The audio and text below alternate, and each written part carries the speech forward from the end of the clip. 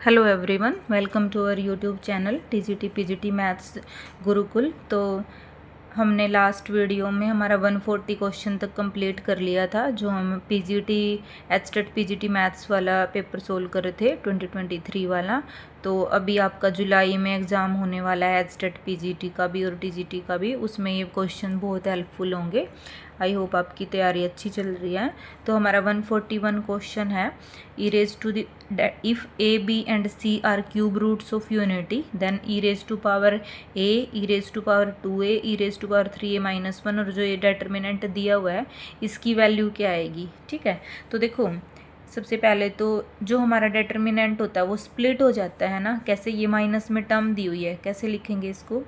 ये हमारी प्रॉपर्टी होती है भाई डेटर्मिनेंट की, e raise to power c 2b 2c e raise to the power 3a e raise to the power 3b e raise to the power 3c। Minus में क्या आएगा, ये आएगा a e raise to power 2a आएगा, e raise to power b e raise to power c e raise to power 2b 2c, और यहाँ पे क्या आएगा 1 1। यहाँ पे माइनस में 1 1 था ना, ये ऐसे आता है हमारा। देखो यहाँ से e raise to the power a common निकालेंगे, यहाँ e raise to the power b common निकालेंगे, यहाँ e raise to the power c common निकालेंगे।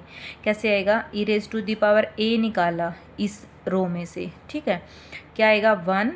ई raise to the power 2a को e raise to the power a plus a लिख सकते हैं, तो e raise to the power a बच गया, यहाँ पे 2a बच गया, यहाँ 1 e raise to the power b e raise to the power 2b, यहाँ 1 e raise to the power c e raise to the power 2c। बाहर क्या गया, e raise to the power b और e raise to the power c, minus a 2a 1 b 2b 1 c 2c और 1 हो गया। ठीक है, यहाँ पे अगर इसका देखो बेस सेम है तो पावर क्या हो जाएंगी, ऐड हो जाएंगी। क्या आएगा, e raise to the power a plus b plus c हो गया।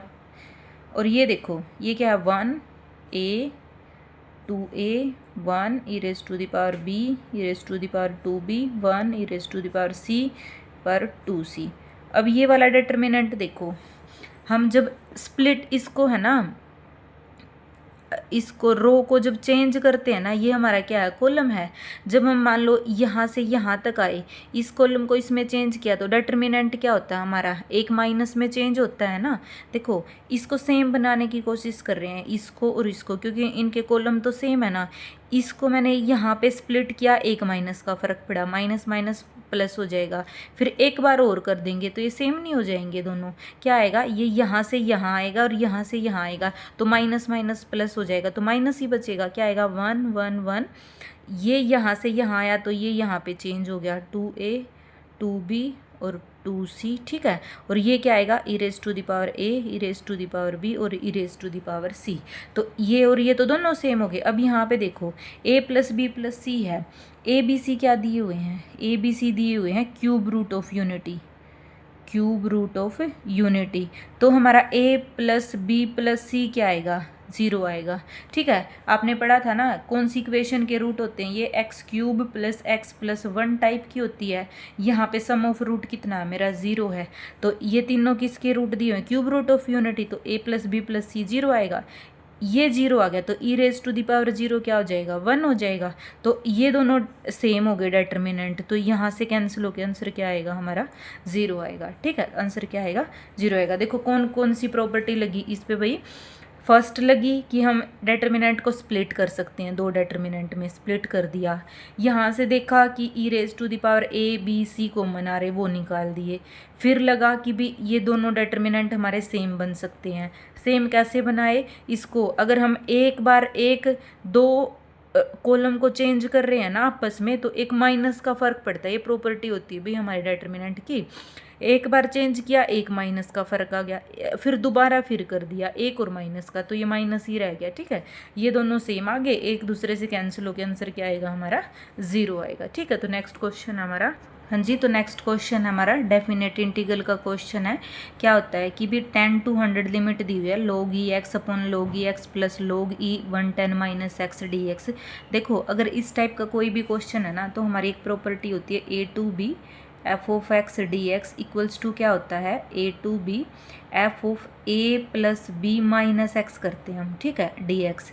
ये दोनों लिमिट हमारी सेम होती हैं। तो यहाँ पे क्या करेंगे, मान लो कि ये क्या था हमारा 10 to 100 था, log ई एक्स है अपॉन क्या है, log E x plus logarithm of e 110 minus x है, ठीक है, डी एक्स है। ये किसके इक्वल आएगा, अब 10 to 100 हो गया मेरा, ये आएगा logarithm of e a plus b 100 plus 10 1110 minus x हो जाएगा, अपॉन में क्या आएगा, log of e 110 minus x हो जाएगा। और यहाँ पे जब हम पुट करेंगे क्या आएगा, 1110 माइनस एक्स हो जाएगा। तो ये क्या आएगा, 110 minus of 110 minus minus plus x, तो log ऑफ एक्स हो जाएगा, log ई एक्स हो गया। और ये क्या आएगा, डी एक्स। अब देखो ये दोनों हमारे सेम हो गए, इसको क्या मान लेती हूँ मैं, आई मान लेती हूँ, ठीक है, आई मान लिया, ये दोनों सेम है ना हमारे। तो जब दोनों को ऐड करेंगे, ऐड करो, ऐड करेंगे तो क्या आएगा, यहाँ पे 2i आएगा, दोनों को ऐड किया ना, तो ऐड किया तो लिमिट तो आ गई मेरी 10 to 100 आ जाएगी, ठीक है। ऐड किया जब एलसीएम लेंगे, ये वाला क्या आया, log of e x plus log of e, क्योंकि सेम है ना दोनों में, 110 माइनस एक्स, यहाँ पे भी और यहाँ पे भी, आगे पीछे है बस। यहाँ पे एलसीएम लिया, ऊपर क्या बन गया, log ई एक्स, यहाँ पे कितना आया, log of e 110 minus x आ गया, डी एक्स, ठीक है। ये दोनों सेम है, कैंसिल हो गए, क्या बचा, इम्प्लाई क्या आएगा, 2i इक्वल्स टू 10 to 100 आ गया, यहाँ पे 1 बचा, डी एक्स हो गया, ठीक है। 2i इक्वल्स टू कितना आएगा, 1 का इंटीग्रेशन कितना आएगा, x आएगा, अपर लिमिट x आएगा, 10 to 100 है, अपर लिमिट पुट करेंगे, 2i इक्वल्स टू कितना आएगा, अपर लिमिट 100 माइनस 10 कितना आया, 90 आ गया। तो यहाँ से देखो मैं ऊपर लिख रही हूँ, i की वैल्यू कितनी आएगी मेरी, 90 अपॉन 2 कितनी आएगी, 45 आएगी। कितना आया आंसर, सी आएगा, ठीक है। तो नेक्स्ट क्वेश्चन आया भाई हमारा, if mod of z plus 1 equals to √2z minus 1 का मोड, वेयर z क्या है, एक कॉम्प्लेक्स नंबर है, x plus iota y x y belongings to R, then the locus described by the point z in the Argand plane is. मतलब वो कह रहा है कि इसको सोल्व करो, इसको सोल्व करने के बाद ये क्या इक्वेशन बनेगी, मतलब एक स्ट्रेट लाइन बनेगी, सर्कल बनेगी, पैराबोला बनेगी या फिर इलिप्स बनेगी।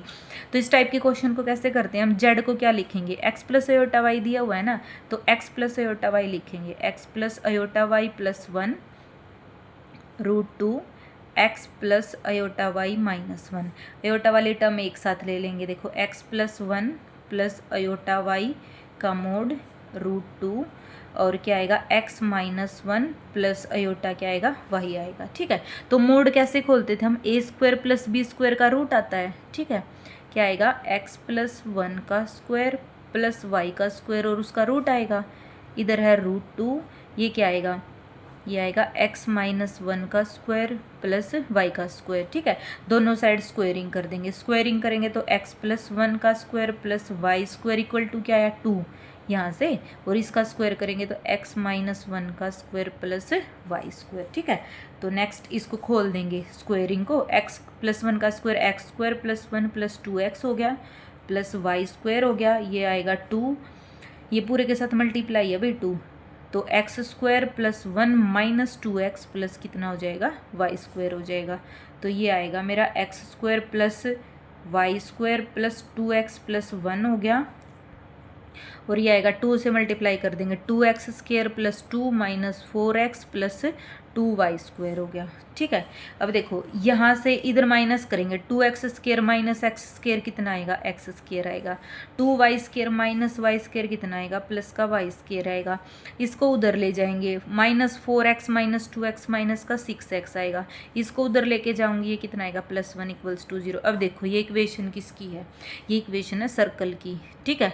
कैसे होती है हमारी सर्कल की general equation, x square plus y square plus 2gx plus 2fy plus c equals to 0 था। सी कितना है, 1 है, 2gx की जगह पे क्या है, ये है, ये वाली टर्म हमारी 0 है, ठीक है, क्योंकि सेंटर इसका y वाला जो कोऑर्डिनेट होता है वहाँ पे ये 0 है ना, तो सेंटर इसका यहाँ पे 30 आ जाएगा, 30 सेंटर है और रेडियस निकाल लेंगे। बट ये इक्वेशन किसकी है, हमें तो इक्वेशन ही बतानी थी ना कि इक्वेशन कौन सी बनेगी भी, क्या लोकस आएगा जब हम इसको सोल्व करेंगे। तो वो क्या आ रहा है हमारा, सर्कल आ रहा है। आंसर क्या आएगा, सर्कल आएगा। नेक्स्ट क्वेश्चन अभी, if f and g are two functions defined by f of x, x plus two, f of x क्या फंक्शन दिया हुआ है, एक्स प्लस टू दिया हुआ है, g of x, x less than equals to 0 के लिए, मतलब एक्स कहाँ पे बिलोंग कर रहा है, -∞ टू 0 क्लोज्ड, ठीक है। और जी ऑफ एक्स क्या फंक्शन दिया हुआ है, 3 दिया हुआ है, x greater than equals to 0, मतलब डोमेन दी हुई है ये 0 to ∞। The domain of f plus g, तो हमने ये फंक्शन वाले चैप्टर में पढ़ा है भाई कि जो एफ प्लस जी की डोमेन होती है ना, एफ प्लस जी की डोमेन बतानी है हमने, तो जो हमारी डोमेन ऑफ एफ प्लस जी होती है ना, वो क्या होती है, डोमेन ऑफ एफ की इंटरसेक्शन डोमेन ऑफ जी होएगी, इन दोनों की इंटरसेक्शन, ठीक है। तो ये है हमारी इन दोनों की डोमेन एफ की और जी की इंटरसेक्शन में क्या आएगा, कॉमन क्या आएगा, सिर्फ 0, क्योंकि ये -∞ टू 0 है, ये 0 टू ∞ है, तो कॉमन क्या है, सिर्फ एक 0 आया ना, तो एफ प्लस जी की डोमेन क्या आएगी, डोमेन ऑफ एफ प्लस जी क्या आएगी, 0, क्या आएगी, 0। आंसर क्या आएगा हमारा, फर्स्ट आएगा, ठीक है। हाँ जी, तो नेक्स्ट क्वेश्चन है हमारा, the sum of length, breadth and depth of a cuboid is 19 centimetre and the length of its diagonal is 11 centimetre, then surface area of the cuboid. देखो लेंथ, ब्रेड्थ और depth दिया हुआ है, length, breadth और depth दिया है, कितना है, सम कितना है उसका, 19 है, और क्या दिया, and the length of its diagonal, diagonal की लेंथ कैसे निकालते हैं हम, क्या होता है हमारा फॉर्मूला डायगोनल की लेंथ का, एल स्क्वायर, तीनों साइड का स्क्वायर करके उसका रूट क्या आता है हमारा, डायगोनल का मतलब डायगोनल की लेंथ आती है हमारी, वो क्या दी हुई है, 11 दी हुई है। तो यहाँ से क्या आएगा, l square plus b square plus d square क्या आया मेरा, 11 का स्क्वायर 121, दोनों साइड स्क्वायरिंग कर देंगे ना।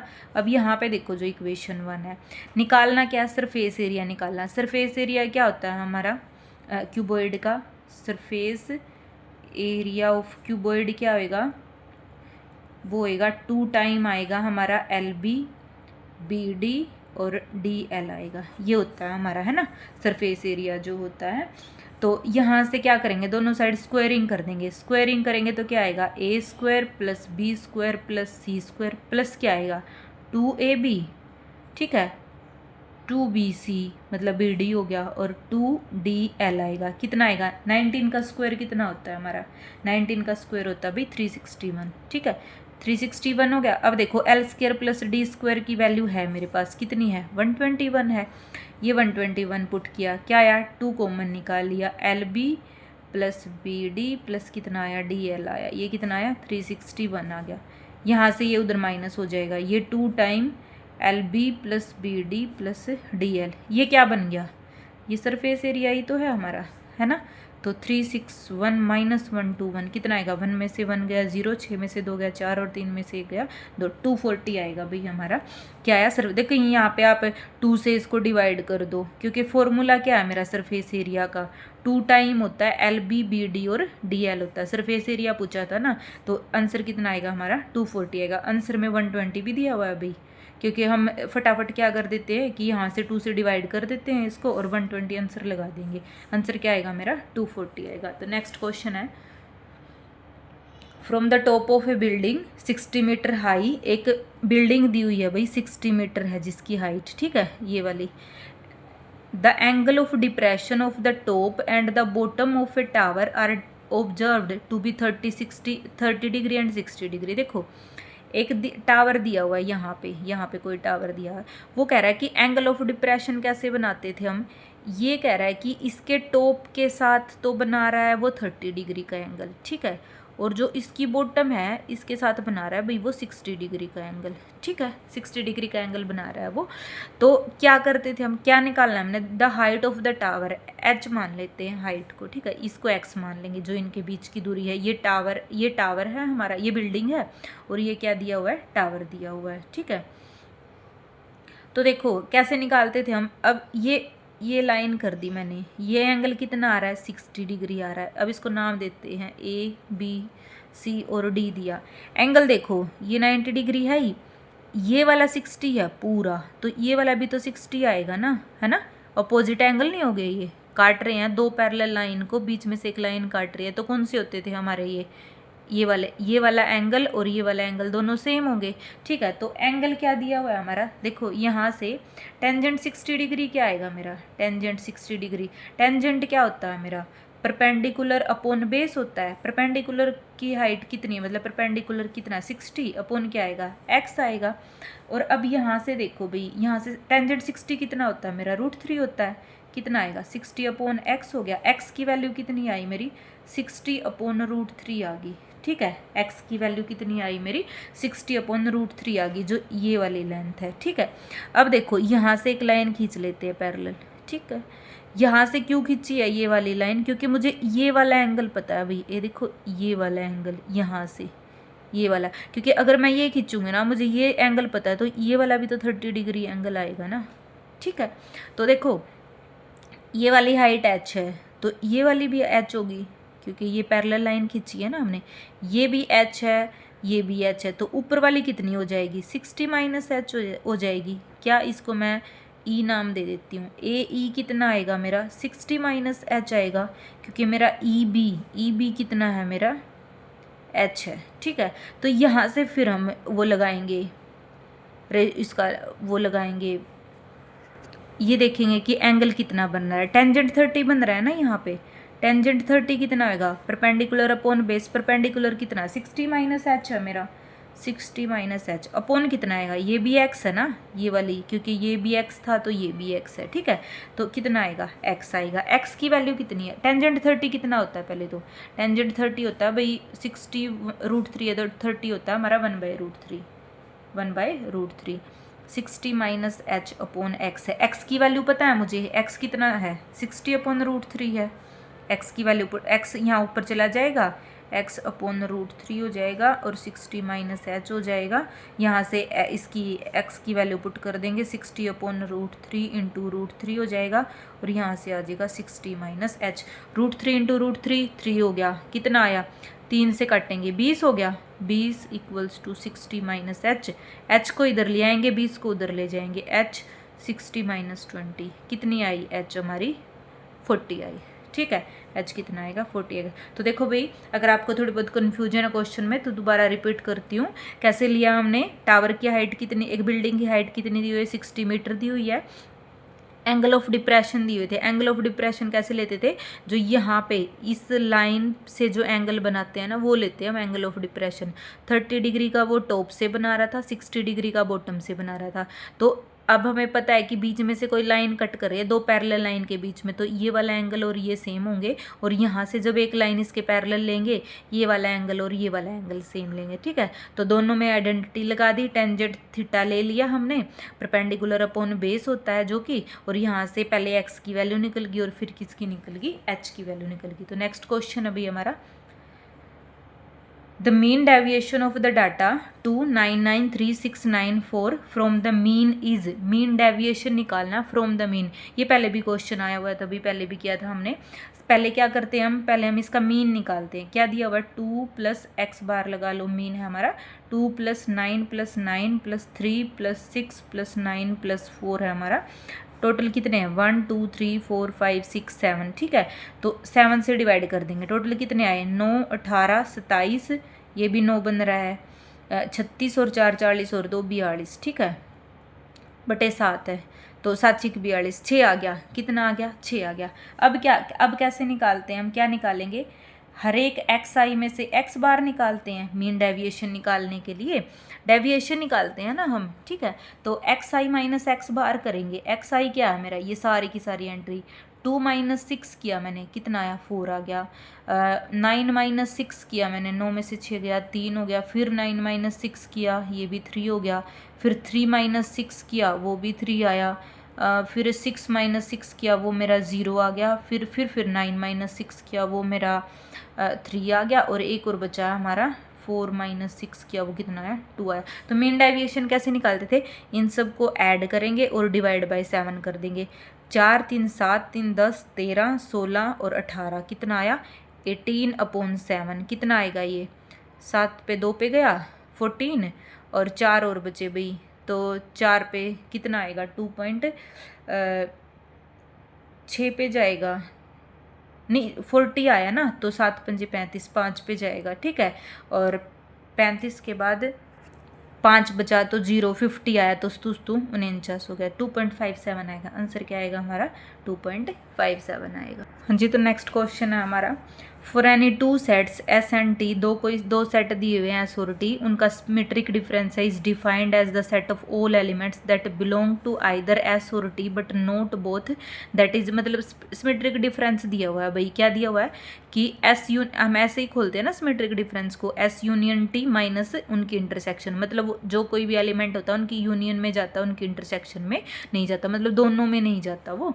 तो let A B and C be sets such that intersection, जो तीनों की इंटरसेक्शन है ना वो एम्प्टी है, मतलब उसमें कोई एलिमेंट नहीं है, and the number of elements in each of A symmetric difference B, A का सिमेट्रिक डिफरेंस बी का सिमेट्रिक डिफरेंस सी के साथ और सी का सिमेट्रिक डिफरेंस ए के साथ, ठीक है। क्या दिया हुआ है, इक्वल्स टू 100, मतलब इनकी वैल्यू दी हुई है भाई 100, ये दी हुई है 100, और हमने फाइंड आउट क्या करना है, then the number of elements in A union B union C. तो कौन सा फॉर्मूला लगाएंगे, 3 का, 3 वाला क्या होता था, A union B union C का number of elements in A union B union C होता है ए में element, number of element in A plus B plus C minus तीनों की आपस में दो दो करके इंटरसेक्शन, और प्लस क्या होती थी, तीनों की इंटरसेक्शन होती थी, ठीक है। तो देखो सिमेट्रिक डिफरेंस दिया हुआ है, क्या क्या आएगा, ये देखो ये दिया हुआ है, इन्होंने खुद ही फॉर्मूला दिया हुआ है, क्या आएगा, ए की यूनियन बी के साथ माइनस क्या आएगा, ए की इंटरसेक्शन बी के साथ, ठीक है। अब देखो हम मतलब नंबर ऑफ कार्डिनलिटी लगा देते हैं ये वाला, ठीक है। तो इसका फॉर्मूला क्या होता था, element in A plus element in B minus क्या होता था, इसकी इंटरसेक्शन में कितने नंबर हैं, एक इंटरसेक्शन ये है माइनस ए इंटरसेक्शन क्या आ गई मेरी, बी आ गई, ठीक है। तो इसको मैं कैसे लिख सकती हूँ, इसको बाद में देखेंगे, इसको बाद में लिखेंगे, इसको बी और सी को फिर कैसे लिखेंगे हम, B union C minus B intersection C, ठीक है। इसको कैसे लिखेंगे फिर, B plus C minus B intersection C minus क्या आएगा, बी इंटरसेक्शन सी आएगा। अब थर्ड को भी कैसे लिखेंगे, C union A minus C intersection A, C में एलिमेंट, ए में एलिमेंट, माइनस इनकी इंटरसेक्शन में एलिमेंट और माइनस इनकी इंटरसेक्शन में। देखो ये बस फॉर्मूला तोड़ा भाई और कुछ भी नहीं किया है ना। तो यहाँ पे देखो अब मेरा ये वाला फॉर्मूला जो होता था ये क्या होता, देखो 100 की वैल्यू आएगी जो फर्स्ट है, फर्स्ट से क्या आएगा, ये आएगा ए में एलिमेंट प्लस बी में एलिमेंट माइनस में 2 टाइम आएगा एन ए इंटरसेक्शन बी, क्योंकि 2 हो गए ना, ये -2 बन गया यहाँ से, एक 100 आएगा मेरा ए में एलिमेंट प्लस ए में नहीं भाई बी और सी में, बी प्लस सी माइनस क्या आएगा, बी इंटरसेक्शन सी आ जाएगा, और 100 आएगा सी में प्लस ए में -2 टाइम सी इंटरसेक्शन ए में, ठीक है। तो देखो फॉर्मूला ये वाली वैल्यू निकालनी है, इसमें एलिमेंट निकालने हैं ना, इसमें नंबर ऑफ एलिमेंट कितने बनेंगे, इसका फॉर्मूला क्या होता है हमारा, number of elements in A union B union C में क्या होता है, number of elements in A, number of elements in B, number of elements in C minus क्या होता है, number of elements in A intersection B, number of elements in B intersection C, number of elements in C intersection A, और plus क्या होता था, इन तीनों की intersection plus होती थी, A intersection B intersection C होती थी, ठीक है। अब देखो A intersection B intersection C में कितने एलिमेंट दिए हैं, एम्प्टी है, ये तो हमारा 0 ही हो गया, ठीक है। अब देखो यहाँ पे अब इन तीनों को हम ऐड कर लेते हैं, ये वाली इक्वेशन है 1 2 और 3 को, ठीक है।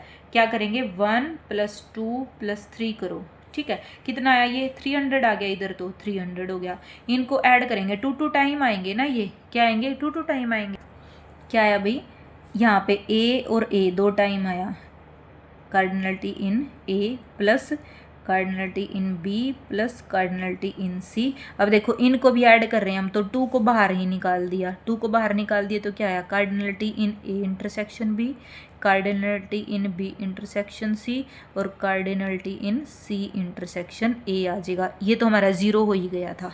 ठीक है, तो देखो ये क्या बन गया, ये देखो यहाँ से ये इसी का फॉर्मूला नहीं है, यहाँ तक ये वाले टर्म। ठीक है, तो 300/2 क्या आ जाएगा मेरा, ये आएगा cardinality in A union B union C आ जाएगा। इम्प्लाई क्या करेगा, cardinality in A union B union C equals to कितना आएगा, 150 आएगा।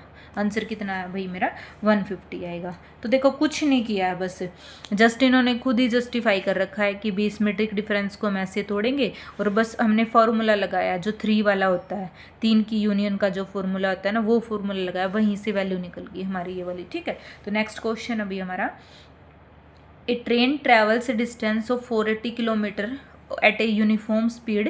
If the speed had been 8 km less, then it would have taken 3 hours more to cover the same distance. Formulate the quadratic equation in term of the speed of the x. मान लो कि speed क्या हमारी x है, मान ली हमने speed x है। वो कह रहा है कि ट्रेन ट्रैवल कर रही है डिस्टेंस ऑफ 480 किलोमीटर। डिस्टेंस कितनी दी हुई है हमें, डिस्टेंस दी हुई है अभी 480 किलोमीटर।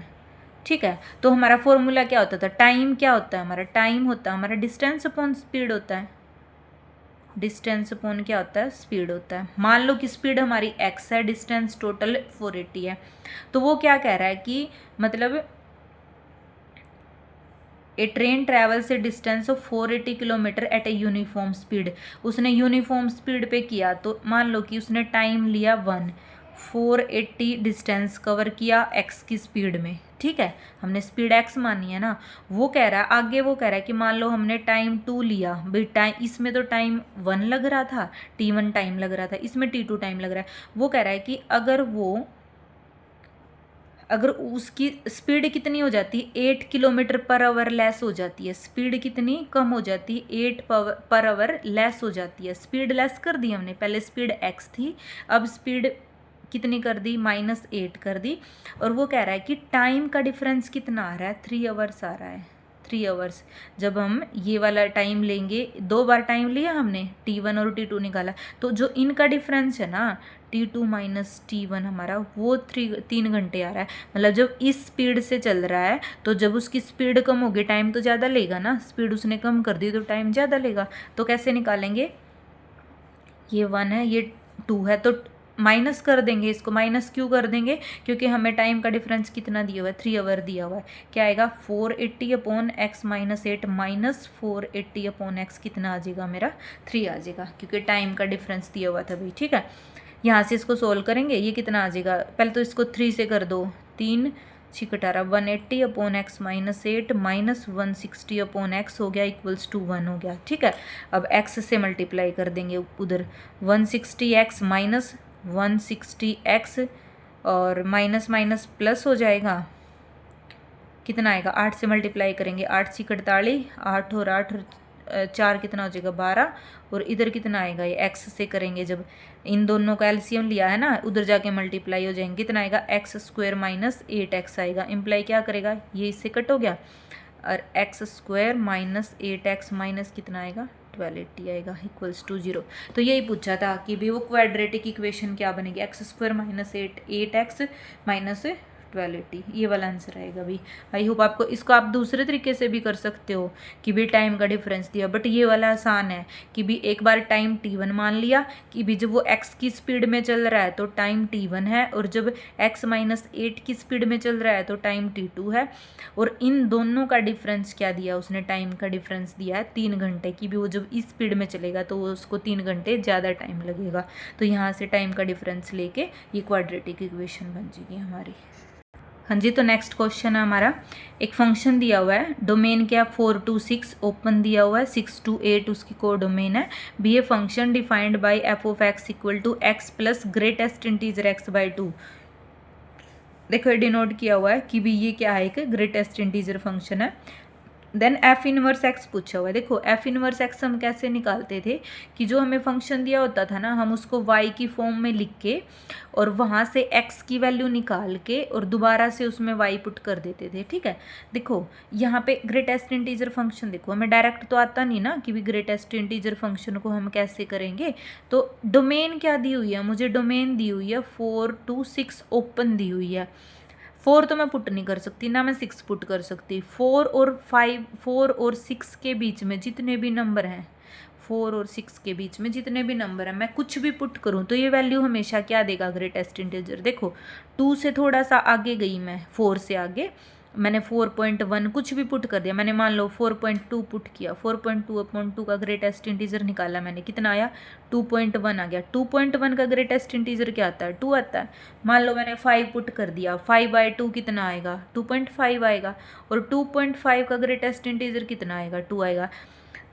निकल के क्या आ रहा है कि भी 4 और 6 में के बीच में ओपन में मैं कोई भी पॉइंट उठाऊं, क्योंकि जब मैं 6 पे लूँगी, 6 पे वैल्यू 3 आएगी ना, मैं कुछ भी वैल्यू लूँ ये हमेशा वैल्यू 2 लेगा। ये वाला ग्रेटेस्ट इंटीजर ऑफ x/2 हमेशा वैल्यू क्या लेगा, 2 लेगा।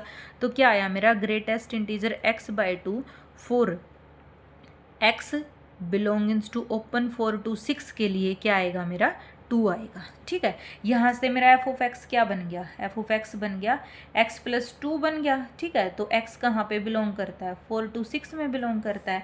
तो कैसे निकालते थे इनवर्स इस फंक्शन का, क्या करेंगे, x+2 को y के इक्वल पुट करेंगे, यहाँ से x की वैल्यू निकालते थे। x कितना आया मेरा, y-2 आया। ठीक है, अब क्या करते थे, रिप्लेस कर देते x और y को, y कितना आ गया मेरा, x-2 आ गया। ये होता था हमारा y = x-2 क्या है मेरा, इसका मतलब एफ ऑफ एक्स का क्या आता है मेरा, इनवर्स ऑफ फंक्शन आता है। ठीक है, एफ इनवर्स एक्स क्या आएगा, x-2 आएगा। देखो यहाँ पे मेन था कि भी ग्रेटेस्ट इंटीजर को कैसे सोल्व करेंगे, और डोमेन ही ऐसी दी हुई है।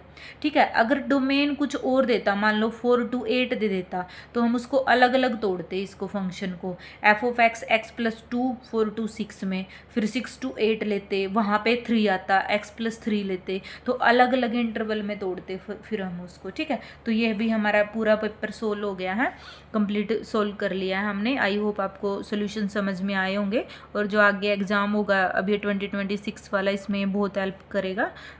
तो थैंक यू सो मच।